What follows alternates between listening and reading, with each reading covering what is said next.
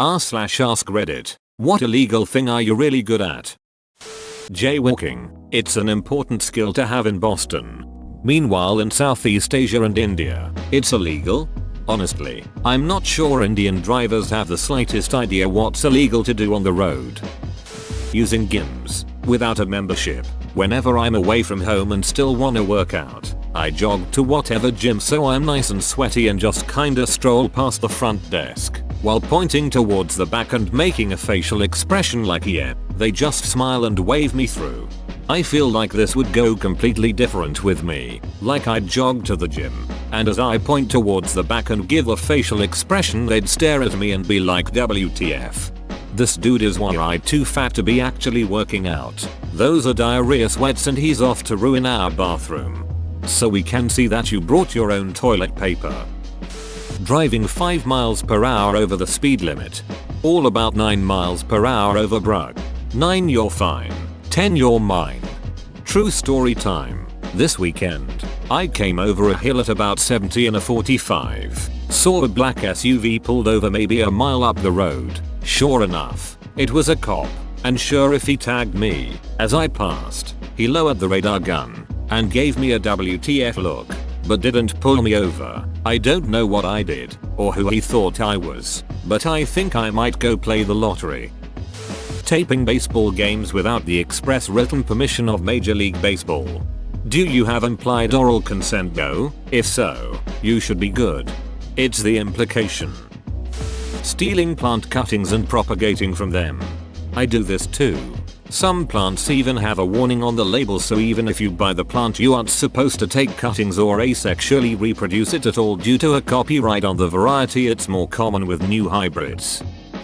Shoplifting. But it's not like I intentionally do it. I'll be at my local deli talking to the owners at the counter, buy a few lotto tickets and just BSing and start playing with a lighter or a pack of mints. Walk out of the deli and stick my hand in my pocket and oops, I should have put it back. I always return or pay for what I took. It's a running joke with the guys for the last few years. They still can't catch me in the act. That's not being good at shoplifting. That's being really bad at not shoplifting. Guilt from my childhood compelled me to be honest. I could be really good if I wanted to, but I'd rather not be. Putting 1 Canadian penny in a roll of American pennies. The fools have no idea. Where are you getting Canadian pennies these days? Just occurred to me that I should keep the ones I come across, shouldn't I? Stealing balloons. I just really love balloons and I'm really good at getting them covertly. Can't help myself. Stealing a balloon? Yeah, on free balloon day. Not me, but close friend. He probably stole close to a $1,000 worth of clothes shoes on our trip to NYC. He walked into the Nike store there, put on a jacket and walked out like nothing. The only one I personally witnessed, but other friends confirmed his stories about the rest. Extracting DMT from plant sources. I got some of that Heisenberg in me. Chemistry just clicks for me. I started out doing the basic techs online.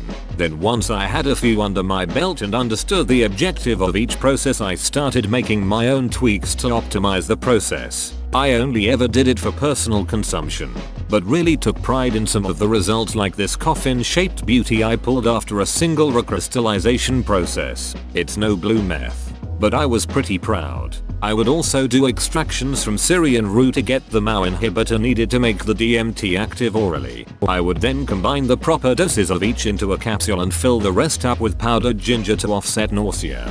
It would give you a consistent experience. Bypass the vomiting typical to oral DMT concoctions like ayahuasca, and remove all the non-active substances that could cause headaches and diarrhea. With raw plant matter you have no idea the dosage, and it varies from batch to batch, so extracting gave me control over exactly how much I took. Been about 10 years since I've done an extraction. I think most of the plant sources have been cracked down on by this point. I stopped messing with it once people were getting orders seized and arrested at the post office for picking up plant matter. Smoking weed. It does feel nice to have zero issues with using any form of pipe or dab rig or whatever. Haha. Just like I'm a master of the drugs. Or perhaps they are your master. Whoa there. When I was a teen I was a lifter. Between ages of 13-16, I'd lift bread, Candy, occasionally a game if I felt ballsy. I never got caught except for once by my older brother. Let's just say he talked sense into me and I know better now. But that was a much darker time for me. One of 2 moments in my life I really hold regret over. Using the self-checkout lane to buy organic fruits and vegetables at non-organic prices. Just do the banana code for everything. 4011. Sir, that's a television, not a banana. This clearly has a sticker on it with the code 4011. I'm just doing what the sticker says. Lockpicking. It's a skill that really comes in handy and it's not too hard to learn. I've never used it for anything illegal, only for when friends have locked themselves out of the house or something. You'll never see a door or padlock as a secure thing again though.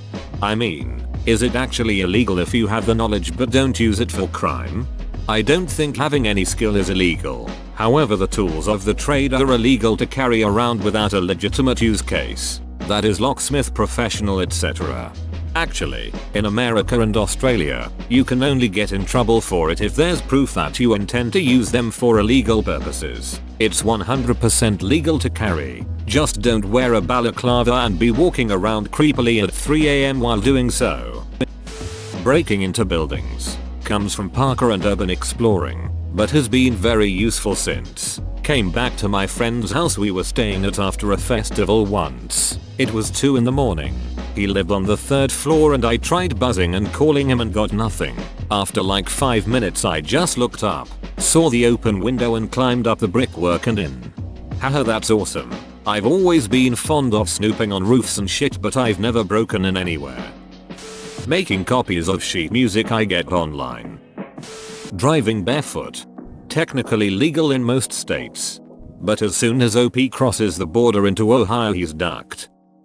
Invading the planet of Naboo. I will make it legal.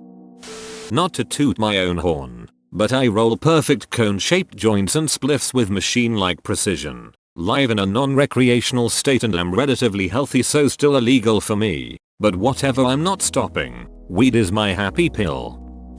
Turning people into stoners. Even if I'm high off my ass, I'm 100% prepared to be the mom friend and teach somebody how to smoke or deal with an adverse reaction.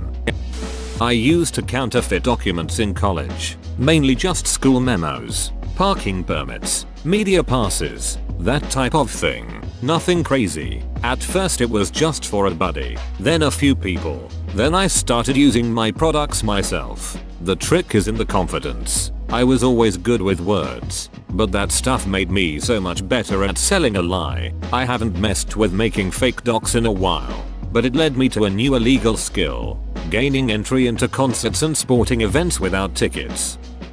Selling weed. It's actually a passion of mine, which is why I want to get a business degree and go legit. Shoplifting. I once walked out of a Home Depot with a $1,000 generator. Discreet public urination in moments of absolute blind necessity. I'm a woman. Whoa, you made it to the end? You're a ducking beast. I'll cut you a deal. Smash like and subscribe for more curated content, bruh. It's free and that's a great price.